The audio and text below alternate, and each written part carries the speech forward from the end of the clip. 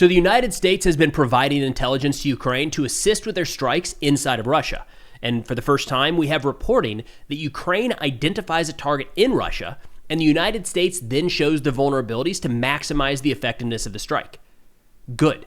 Now let's send some Tomahawks and actually push Putin to the negotiating table. In fact, that's similar to something Ukrainian President Zelensky said earlier today as he addressed the NATO Parliamentary Assembly. Putin can be forced into peace, just like any other terrorist. Even Hamas is now preparing to release hostages. If that is possible, then Putin can also be forced to restore peace. Now, there's a lot of different ways that the United States, NATO, and all of Ukraine's allies can help push Putin to the negotiating table. One of those is sanctions that I thought were all lined up and ready to go here by the United States a couple months ago. What are we doing, guys? Come on. Another one that we've talked about on this channel for quite a while is assisting in the intelligence sharing, the targeting process for Ukrainian deep strikes. We have some added details here on how exactly the United States is going about doing that. What's interesting is a couple weeks ago, we heard that the United States might be heading in this direction. I think that's a net positive. This is a good move. There's been speculation for a long time that the United States has assisted from time to time in certain strikes. There's been no public acknowledgement of that. This, to my knowledge, is the first public statements, public confirmation, albeit by anonymous officials, that the United States is directly tied in with Ukrainian strikes inside of Russia. This was an article in the Financial Times on 11 October saying the United States has for months been helping Ukraine mount long-range strikes on Russian energy facilities in what officials say is a coordinated effort to weaken Putin's economy and force him to the negotiating table. American intelligence shared with Kyiv has enabled strikes on important Russian energy assets, including oil refineries far beyond the front line, according to multiple Ukrainian and U.S. officials familiar with the campaign. The previously unreported support has intensified since midsummer and has been crucial in helping Ukraine carry out attacks that Joe Biden's White House discouraged. And a quick note on that last sentence there, it was not just that Biden's White House discouraged these, they forbid them. They were not carrying out deep strikes with U.S. assistance inside of Russia at all. I think it was a problem. I talked about it then. It was a major issue that we were providing long-range munitions like Gimlers and ATACMS fired out of the HIMARS and telling Ukraine you could only utilize these in certain circumstances in certain locations. Like, there has to be a middle ground there. And I understand the nervousness about not wanting to escalate and, Russia finds a HIMARS or a ATACMS fin in a civilian target, let's say, in Russia. There are countless, hundreds, thousands of tactical, operational, and strategic level targets inside of Russia within the range of the HIMARS. And Ukraine was not permitted to go after those. That hamstrung Ukraine's effort to stay in the fight, and it was a problem. There's no telling where the war would be today had those restrictions been lifted, but it was a problem then, and it's a problem that has persisted for the last, 2.5 years since those weapon systems first arrived in country. Hopefully now, that's changing, and this is a step in that direction. They say the U.S. intelligence helps Kyiv shape route planning, altitude, timing, and mission decisions, enabling Ukraine's long-range, one-way attack drones to evade Russian air defenses. A U.S. official said Ukraine selected the targets for long-range strikes, and Washington then provided the intelligence on the site's vulnerabilities. That's really important here, both of those. So this is not the United States handing over a list of targets to Ukraine saying, we would sure like it if you could knock these things out. Again, the focus that we have seen for months and months is on the energy facilities, oil refineries, and the like. But the other piece here is that the strikes, every one of them, from what I've seen, with the exception of one or two recently, maybe in Belgorod, have been carried out with Ukrainian long-range drones. And in his address to the NATO Parliamentary Assembly earlier today, Zelensky said something like 40% of the munitions being used in the war right now are Ukrainian domestically designed, manufactured, and produced. So these are Ukrainian long-range drones. The reason that Ukraine got to the point they did with this, by the way, is because of those restrictions layered on by the United States and their other allies. Ukraine realized, no shocker here, that there are a lot of targets inside of Russia they have to hit if they wanted to not just potentially win the war, but even survive. They had to be able to affect the battlefield at distance. They weren't able to do that with Storm Shadows, ATACMS, or HIMARS. They said, fine, we're going to figure it out. They started building long-range drones. And we're seeing those used, hundreds of those a night flying into Russian territory. The intelligence assistance that the United States is providing here is critical. So, again, an oil refinery does not move. If it was built 10 years ago, it's probably in the exact same spot. Now, minor details, but when you're talking about fixed targets that are that big, Google Earth will kind of get the job done in a lot of ways. And we've talked about that with bridges and airfields, things like that in the past as well. What the U.S. intelligence is providing is more real-time updates, able to determine through a variety of sources, so not just, brand new real-time satellite imagery, but human intelligence, signals intelligence, all sorts of other things can play into this to where the United States can assist Ukraine in saying, hey, you might want to attack from the south. Or it looks like the air defense to the north has been shifted. There's going to be some gaps there for your drones to fly through. Or, hey, we're looking at the, maybe a refinery is being rebuilt. We see that they've moved the air defense assets and the nets from the east to the west. They've got some openings over there you can go after. That makes every one of these strikes that much more effective. And it might be why for at least a few weeks now, we've seen every single night another Russian oil refinery burning. It would kind of explain why the effectiveness of these strikes has gone up. Now, in terms of the quantity of the strikes, they have increased pretty significantly over the course of the last year, but that also lines up directly with some of the Ukrainian statements about their production capacity. So it shouldn't come as a big shock that Ukraine makes more drones and that is met with more drones being launched into Russia. Like, they're not saving them for anything, right? But what we're seeing is more drones launched inside of Russia and being more effective on target. Now, one of the arguments, no doubt we will hear and we will continue to hear, is this means World War III. We're all being drugged into this conflict. Look, this has been a global conflict for a long, long time, like it or not. I think one of the shortfalls with the United States and NATO is our trying to pretend that it is not. Russia, since the beginning of the war, since early in the war, has been utilizing Iranian drones, North Korean missiles, North Korean troops fighting in Kursk. There's a very international aspect to this already. There are a ton of Western volunteers fighting in Ukraine, and within the last couple weeks, we have seen Russia fly aircraft through NATO territory, launch drones into NATO airspace, and they're conducting constant cyber attacks, sabotage operations across all of Europe. Like, this is a global war. It is just not active fighting between the combatants. This is, all things considered, not that big of a step, albeit a pretty important one for Ukraine to become more and more effective in these long-range strikes. Another way that we could go about doing this paired together could be pretty effective in actually bringing Putin to the negotiating table is if the United States agrees to send Tomahawk cruise missiles. Now, the important thing with these Tomahawks is, again, nothing ever throughout this conflict is a wonder weapon or like the game changer that everybody wants it to be. But certain weapons can have big impacts, no doubt. The Tomahawks are one of those. It is a long-range, difficult to intercept cruise missile with a very large warhead. So when you're looking at the strikes against some of the Russian energy infrastructure, they are pretty effective in shooting down a lot of Ukrainian drones.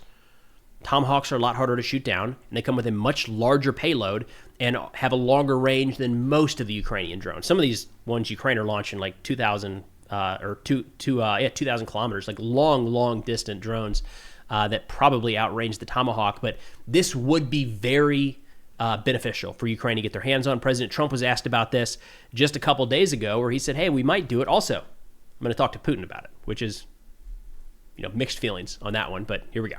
They need Patriots very badly. They'd like to have Tomahawks. That's a step up.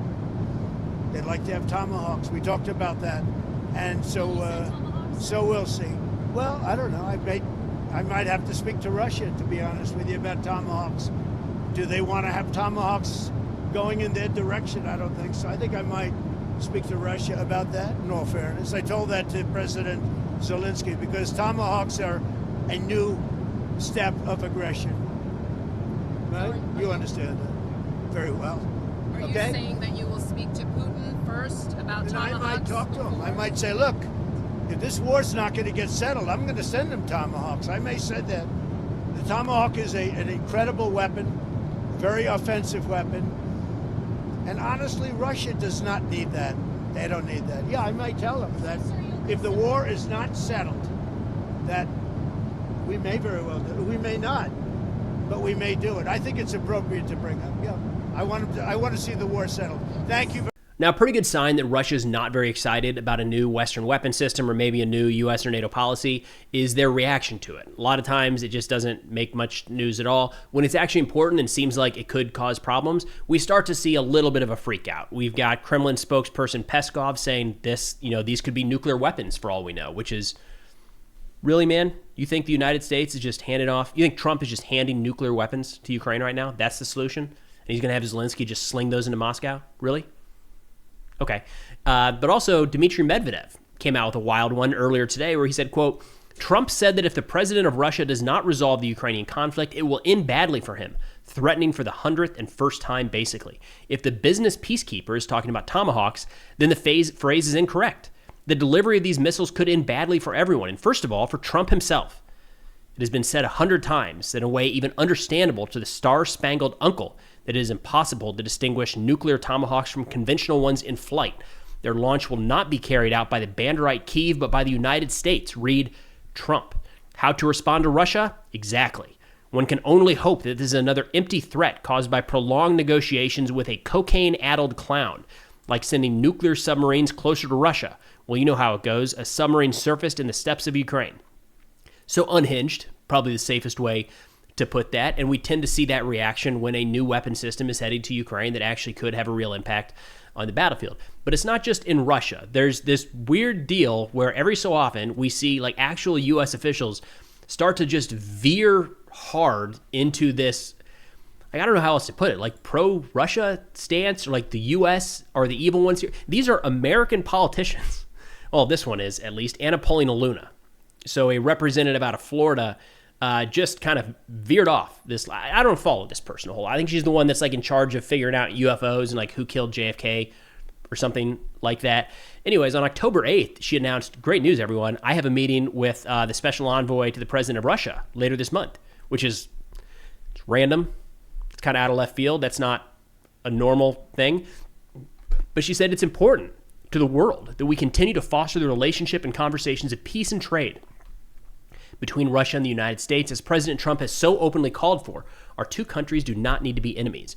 And again, this is out of left field. This one's not really expected. It's not that this is like counter to her policies in the past, but like, look, we got a lot of things going on here in the United States right now. A lot of things go. The government shut down. So mind you, as these statements are coming out, like the government is not funded. And we've got a representative from Florida like, you know what I'm going to do? Russia meeting. Not the Secretary of State, right? Not the Secretary of War, Secretary of Defense, not special envoys, a random rep from Florida. But it didn't stop there. As the news of Tomahawks came out, she just, again, veered, I guess. She said the war pimps have been using Russia as a boogeyman in Ukraine for their own political gain. This signifies a deeper systemic corruption that must be fixed. The corrupt elected officials and intel operatives are responsible for this unnecessarily shattered foreign policy with Russia. Bill Clinton and George Bush had great relationships with Russia, yet we are supposed to hate them. The same neocons that want to send your sons and daughters to die in conflicts overseas are the same ones pushing the Russia bad narrative, and the war in Ukraine must continue. There's this boogeyman out there, talk about a boogeyman, the idea that the war must continue. There is nobody arguing that the war must continue. There are people arguing that Ukraine should not be forced to give up a bunch of their territory and pretend that this war is over when it's really not. Like, that would be a problem. If we just today said, all right, let's call it, everybody. That's that. Well done.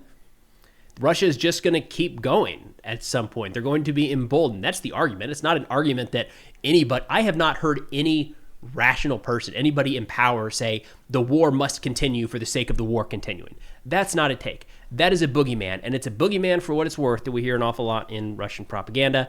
Don't love seeing that type of stuff repeated by U.S. politicians. What are we doing? Now, Trump today was in Israel as the release of the hostages was coming to fruition. Great news on that front. A lot of people getting to see their loved ones they haven't seen in 2+ years. Wild. Hopefully, fingers crossed, there's actually some long-term peace there. Trump gave a speech, and a part of that, he decided to talk about Steve Witkoff, the man who was behind some of the negotiations between Hamas and Israel, but also running negotiations between Russia and Ukraine. And based off of this statement from Trump, I'm not too confident that they made a lot of progress. It sounds like they just rambled for a few hours, Give this a listen. We'll get that one. But I set up a meeting for him to meet with President Putin, thinking it would be a 15 or a 20-minute meeting. Steve had no idea about Russia, had no idea about Putin too much, didn't know too much about politics, wasn't that interested. He was really good at real estate, but he had that quality that I was looking for, and I didn't see it around in too many ways. And I set up the meeting with Putin, and I called. I said, is Steve finished yet? That was about a half an hour into the meeting. No, sir, he's not. He's still inside. This is in Moscow. I said, well, how's he doing? I don't know, sir. He's still inside. I called up an hour later. Let me speak to Steve. Sir, he's still with Putin. He's with President Putin. I said, wow, that's a long meeting, 1 hour. I called up an hour later. He was still with Putin. 3 hours later, he was still with Putin. 4 hours later, he started to get the word that he was going to be coming out soon. And in 5 hours, he came out. I said, what the hell were you talking about for 5 hours? And he says, just a lot of interesting things. We're talking about a lot of interesting things, including what he went in there for, but you can't talk about it for 5. You can talk about it for a certain period of time, and you know what you're getting. But that's a talent. That's a talent. First off, I watched a little bit of Putin's interview with Tucker Carlson. That's what comes to mind, is like Putin just went into the history real quick. And I'll tell you what, nothing there inspires a lot of confidence. It's the things that we've complained about. Like, no wonder there's no like viable peace on the table right now between Russia and Ukraine. The guy who's in charge of this, as Trump said, didn't know anything about Russia, didn't really know anything about politics or geopolitics, like didn't really understand the situation at all. And he's in there for 5 hours. Wasn't this the one, I might be mistaken, wasn't this the one where he didn't bring an interpreter in and he used one of the Kremlin interpreters? That happened at least once. I hope it wasn't this 5-hour meeting, but you can see why, maybe we are where we are today, at the point where we're talking about the U.S. providing intel, maybe even Tomahawks, to force Russia to the negotiating table. And a part of this Zelensky hit on as well during his address at the NATO meeting earlier today, where he said, talking about these negotiations, like, look, Putin tried to give the impression that they would have all this stuff wrapped up in a short period of time. If you remember, leading up to the summit in Alaska, we saw a pretty heavy push by Russian forces around Pokrovsk trying to say, look, Donetsk is basically ours. So, like, what are you guys even doing? Just hand over Donetsk and we'll figure out something from there. Zelensky addressed that today, saying, like, that was the picture Russia tried to paint. It was false. And evidence today is that they have been stopped in that area. They are being pushed back. In fact, here we go. First, a frontline update. This matters because our people have held back another wave of Russian attacks in Sumy and Donetsk regions. And that shows, again, Russia cannot achieve its goals when our unity generates enough support.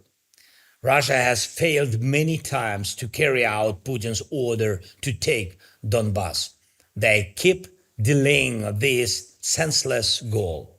In summer, they told the United States of America and others they would achieve it in a few months, by October or November. Instead, it is our troops who are pushing forward now. Our results are possible because we no longer face the big shortages of regular weapons we had before. Look, big picture, I wish we had gotten to this point earlier. I think we could have. I think the writing was on the wall. I have a feeling that a lot of the people watching this video and staying up to date with this conflict are seeing things play out now in October that were evident, 12, 18 months ago. I guess, the benefit of the doubt, a new president, a new administration, they want to come in, maybe try something different. It does sound like Trump has gotten frustrated thinking that how many times have you heard him say, I thought this one would be easy, and it wasn't? Like, so clearly that was something on his mind, is that it wouldn't take all that much to bring this to a close. A lot of lives have been lost unnecessarily because it took us, whatever you want to say, 10, 12, 18 months or longer to get to this point.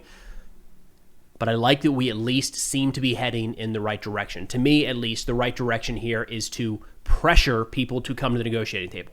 We have pressured Ukraine, and we have seen Ukraine's willingness to negotiate. Time and time again, they've said, right now, yeah, we'll go. Like, full ceasefire, we'll talk. What do you want?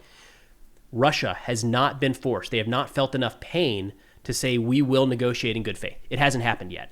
And I think it's a net positive that it looks like the Trump administration is starting to veer in that direction, albeit a little bit. So right now we've got U.S. assistance in targeting inside of Russia. Next step here that I think could really have an impact in forcing Putin to try to negotiate would be U.S. Tomahawks arriving inside of Ukraine. We'll see if that happens here in the near future. But that's all we got for now. Thanks for watching, and I'll see y'all next time.